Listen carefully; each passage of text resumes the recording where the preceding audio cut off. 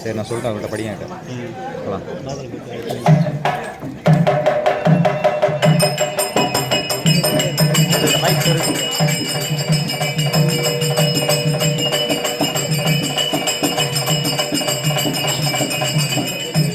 நான் வரட்டுமா ஒரு ½ hour கிட்ட வரேன் ஆன் பண்ணிட்டேன் அப்படியே மட்டும் பார்த்துக்கேன்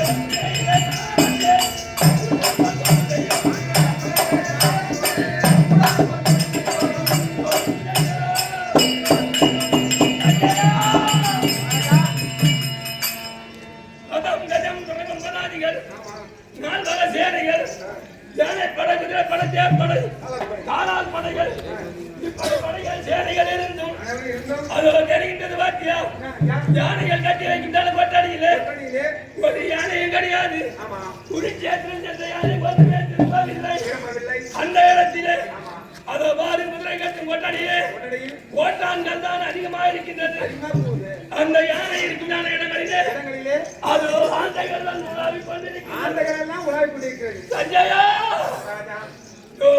நான் பூஜை செய்ய இடங்கள் எல்லாம் என்னுடைய நேத்திரத்துக்கு அது உயிர் போல தெரிகின்றது சஞ்சயா உயிர் போல தெரிகின்றது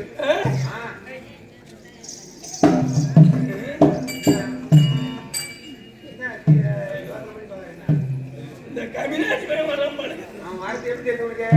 அவனுக்கு 5 பேர்ல வர மாதிரி தெரியுது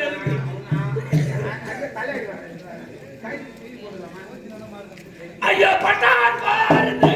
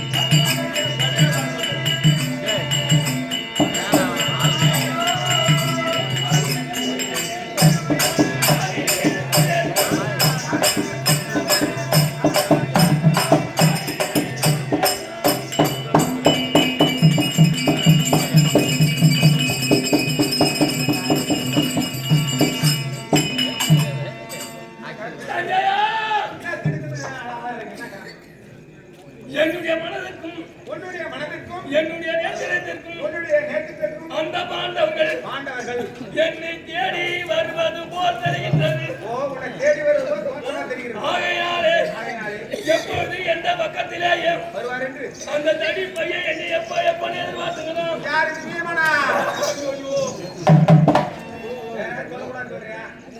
அப்ப தடி பையன் நீ சொல்ற மாதிரி அந்த பஞ்சவர்கள் உங்களை கேட்டாரா?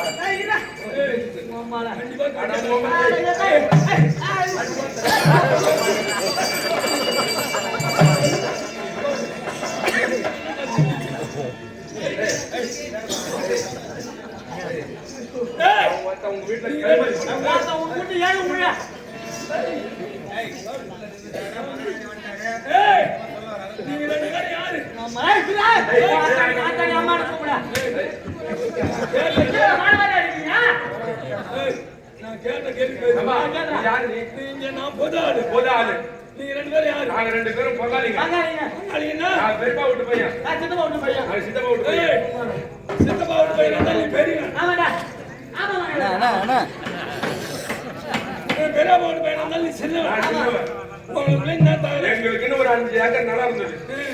அதை பார்த்தாங்க எங்க அப்பா அவங்க அப்பெல்லாம் பார்த்து அதை சரி பாதியா பிரிச்சு ஆளுக்கு 2 ஏக்கர் சம்பாதித்த இடம். ஆமா பரம்பரை மொத்தமா இருக்குது. இருந்த போது நீ பெரியவனா சித்தப்பா பிள்ளையா புள்ள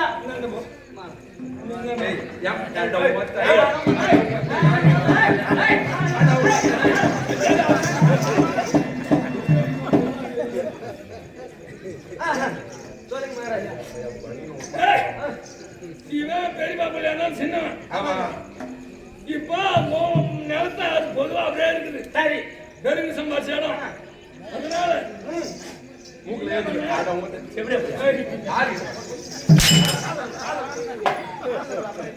அந்த நிலத்தை இவங்கிட்ட விட்டுட்டு நீ வெளியூருக்கு போட்ட. வெளியூருக்கு போட்டான். ஒரு 12-13 வருஷம் நீ வெளியூருக்கு போட்டான்.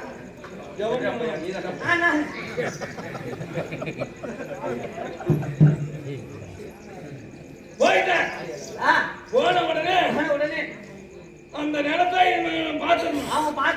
பார்த்திருந்த உடனே இப்ப அந்த 13-14 வருஷம் கழிச்சு வந்து எனக்கு உண்டான பாகத்தை விடு நான் கேட்கறேன் அப்படின்னு நீ கேட்ட. நான் கேட்கறேங்க.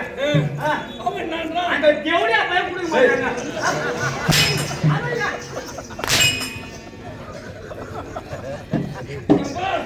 அவன் என்ன சொல்றான், நான் பழத்தை மோடாகணும். மோட்ட பழம் ஆகணும். இவ்வளவு செலவு செய்துக்கிறேன். அவன் சொல்றான், நீ நிறைய பழத்தை மோடாகணும். மோட்ட பழம் ஆகணும். எவ்வளவு செலவு விவசாயம் செய்தியா? ஆமா விவசாயம் செய்ய. அதுல வந்த வருமானம் யார் எடுத்து? நான் தான் எடுத்துக்கிட்டேன். அப்ப அதுல வந்த வருமானத்தை நீ எடுத்துக்கிட்டேன். நான் எடுத்துக்கிட்டேன். நிலத்தை திட்டுப்படி பண்ணதுங்க. ஆமா அந்த வருமானத்தை எடுத்து சரியா போச்சு. ஐயோ இது தெரியாத போச்சு. அதனால நான் என்னன்றேன் தம்பி, அவர் என்னன்றேன் அவர் 14 வருஷம் கழிச்சு வந்தா கூட அவனுக்கு உண்டான பாகம் பாதி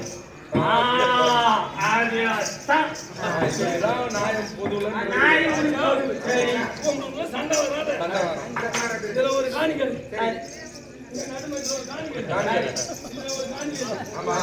நீங்க சண்டை சாடி சந்தோஷமா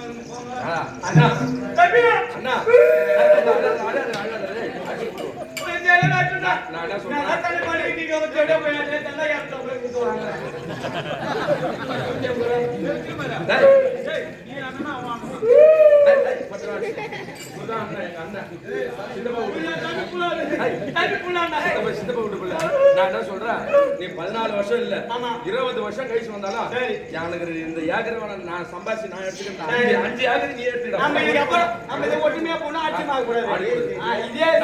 ஒரு பஞ்சாயத்து பண்ணாங்க ஒரு கேம்பா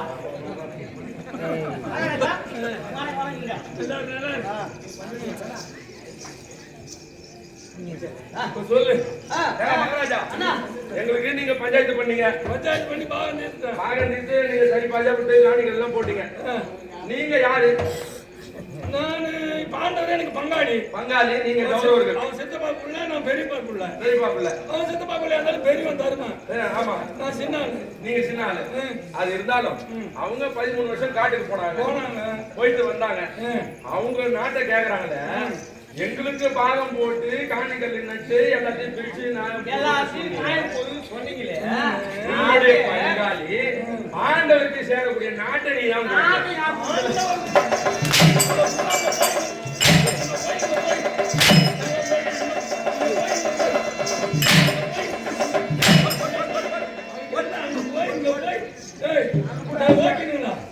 நீங்க பாகம் முடிவு சொல்றது நியாயம் தான் ஒரு பாண்டுக்கு எத்தனை வருஷம் கட்டுவே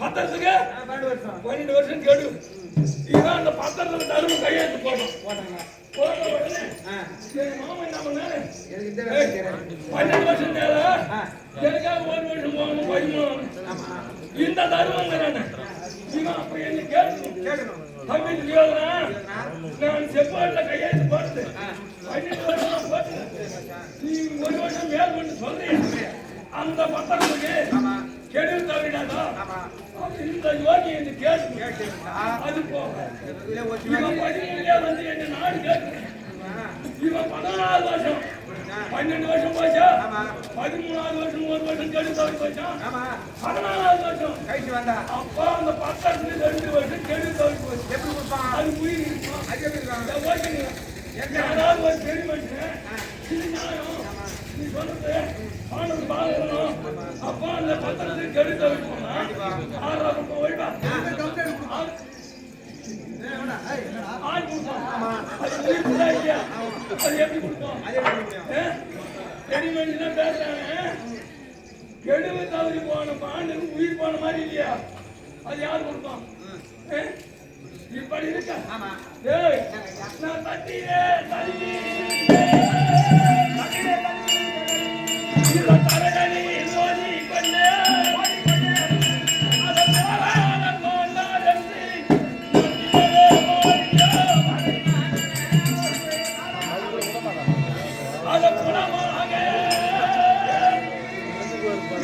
என்னை பிடித்திட அமுன்னமோடி இந்த நலமானு தினத்துக்குள்ளே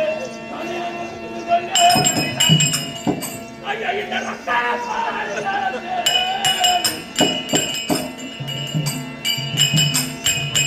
அந்த செத்தவர் போய்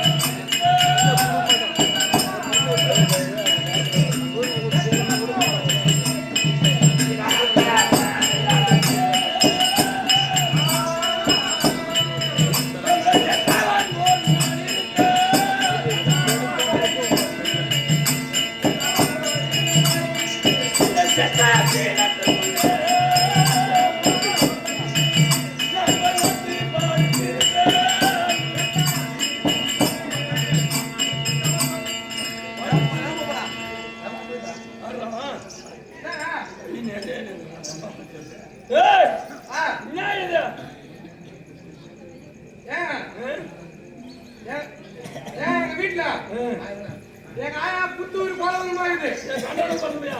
உங்க ஆயால புரிஞ்சாக்கணும் தர்ம மகாராஜனுக்கு கொத்து ஊத்துறோம் கொலை ஊத்துறோம் இழுத்து அதனால அத்தி மகாராஜத்துல ஒரு குடி மண்ணி எடுத்து போய் அவர் வாயை ஊத்துனா அவனுக்கு தான் கொத்து ஊத்துறோம் கொலை ஊத்துறோம் இழுக்குது சேப்ப கட்டி இழுக்குது நீ அங்க பக்கத்துல தானே இருந்த அங்க என்ன கட்டில இருந்த தூக்கி அவன் தலை மேல போட வேண்டியதானே கொஞ்சம் ஊற்றி வர எடுத்துக்கோ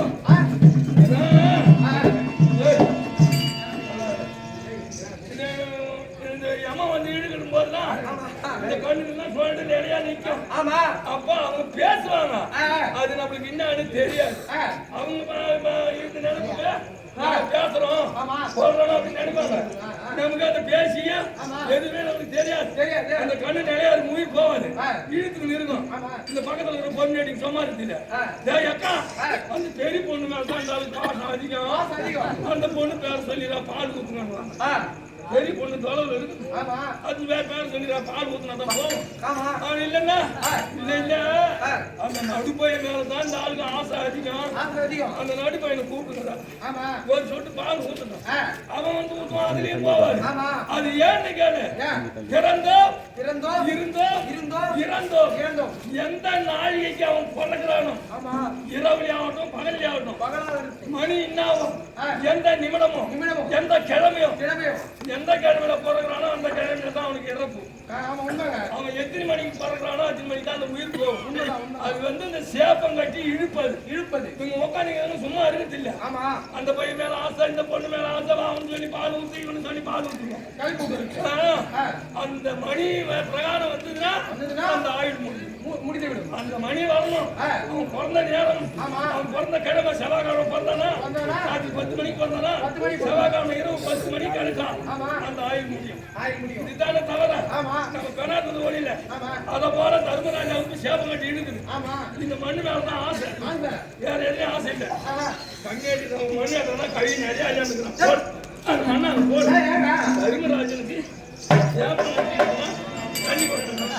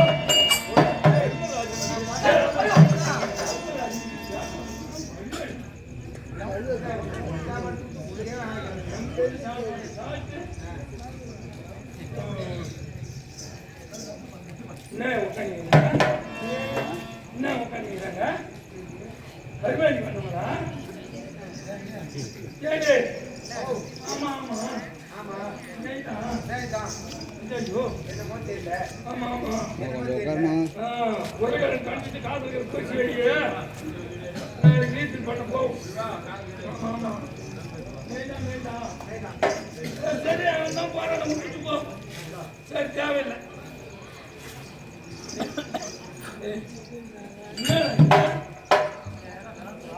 செனமலாம் கும்பலாம் பண்ணிக்கிறாங்க நிலத்தான் இருந்தாரு சுற்றி பிடிச்ச மாதிரி ஆமா கூட கூட பேசுறீங்க திரும்பி பேசுறீங்க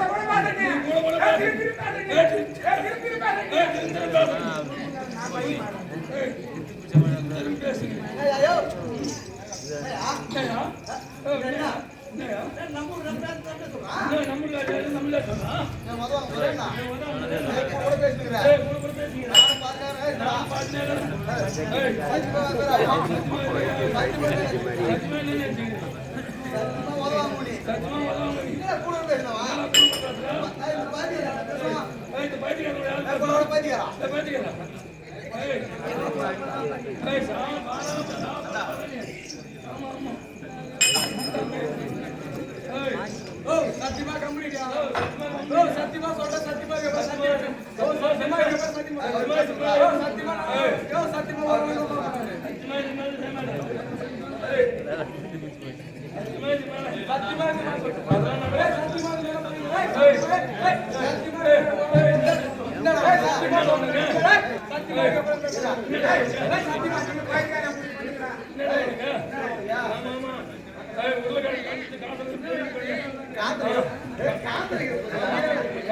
கப்பல் வச்சு நாளைக்கு கப்பல்ல ஏறி போய் தான் ரீச்சுக்கு போகணும். ரீச்சில் ஏறி கப்பலுக்கு போகணும். பண்ணிட்டு தர்மம்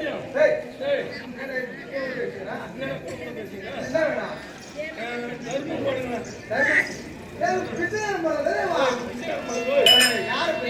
ஐயா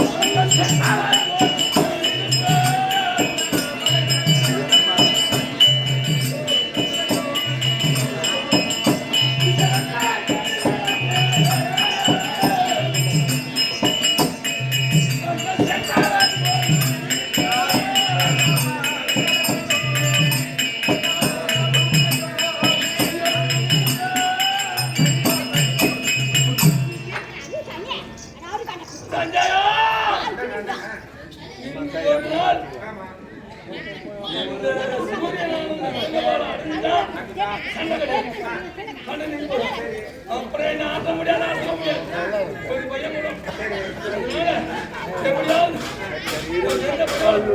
இந்த பிறப்போடு போய்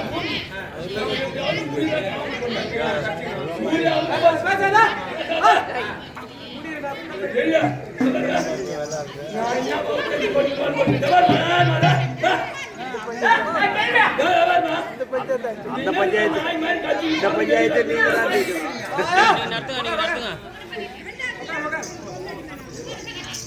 விடு